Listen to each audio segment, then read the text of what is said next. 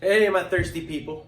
Thanks for joining. Rick Clark, good friend, asked me if I would walk him through how to make a cocktail, so I wanted to invite everyone and start a cocktail class that we can help each other out. I really miss my bar guests, being behind the bar.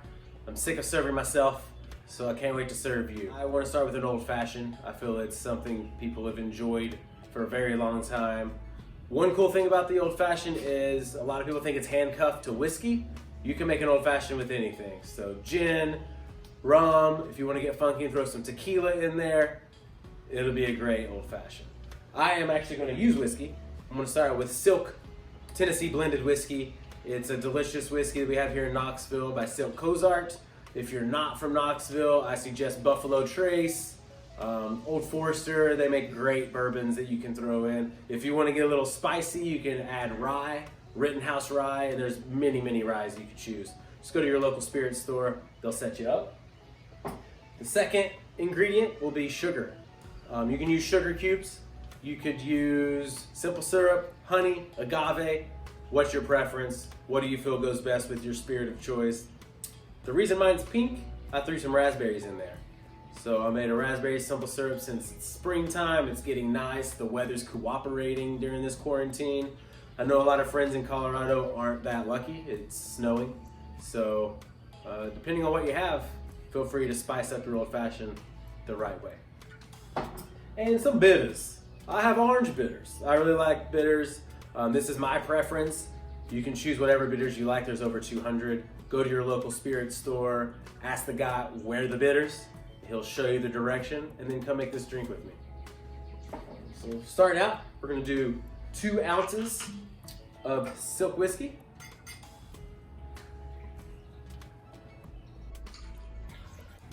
And then you're gonna follow that up with a 1/4 ounce of your choice sweetener. I know in the South a lot of people love that sweet tea, so you may want a little extra sugar, you may want a little less depending on what your palate likes. And then your bitters. I'm gonna use quite a bit of bitters. I love bitters. It's up to you how much bitter you want. The fourth and most important ingredient, I like to go ahead and pre-chill my cocktail glass. When you do fill up your mixing glass with ice, make sure you fill it up at least halfway. I like to go 3/4 of the way.